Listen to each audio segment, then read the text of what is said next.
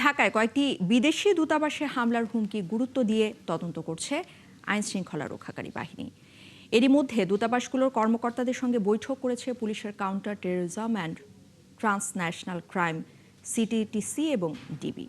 সকালে ডিএমপির মিডিয়া সেন্টারে সংবাদ সম্মেলনে ডিবি প্রধান বলেন, ইমেইলে পাঠানো এসব বার্তা স্ক্যামও হতে পারে, তবে গোয়েন্দাদের দাবি দেশের ভাবমূর্তি নষ্টের চেষ্টা করছে একটি গোষ্ঠী। মহিম মিজানের রিপোর্ট। ঢাকার কূটনৈতিক পাড়ায় হঠাৎ বাড়তি সতর্কতা। জাপান, চীন, তুরস্ক ও পাকিস্তান দূতাবাসে ইমেইলে দেয়া হয়েছে হামলার হুমকি। এরপর বিষয়টি বাংলাদেশ পুলিশের সংশ্লিষ্ট ইউনিটকে জানায় দূতাবাস কর্তৃপক্ষ।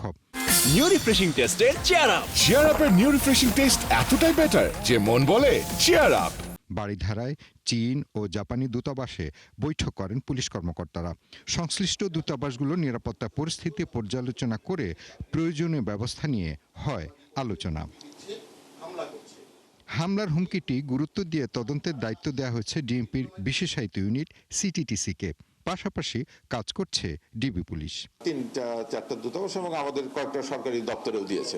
এটা নিয়ে আমরা কাজ করতেছি, দেখা যাক। আমরা ইনশাল্লাহ আমরা তো আপনাদেরকে আশ্বস্ত করেছি যে কোনো ঘটনা ঘটলে এটা আমরা অত্যন্ত গুরুত্বের সঙ্গে দেখি এবং আমরা আশাবাদী যে এটাও আমরা উদ্ঘাটন করব। এর নেপথ্যে যারা আছে তাদেরকে আমরা আইনের আওতায় নিয়ে আসতে পারবো।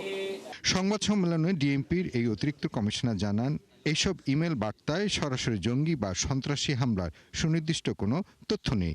পরিকল্পিতভাবে আতঙ্ক সৃষ্টি অথবা কোনো মহলকে বিভ্রান্ত করার উদ্দেশ্যেই এটি হতে পারে। হুমকির উৎস খুঁজতে ইমেইলের ডিজিটাল ফরেনসিক বিশ্লেষণ করছেন গোয়েন্দারা। আমার ধারণা যে শত্রুতাবশত পাশাপাশি দেশের ইমেজকে নষ্ট করার জন্য আমাদের যে রাষ্ট্রদূতগণ আছেন বা বিভিন্ন এমবেসি আছে, তারা তো আমাদের তাদেরকে আসলে কিছুটা ভীত সশস্ত্র করার জন্য এটা আমি বলবো যে এটা দেশবিরোধী একটা অপতৎপরতা।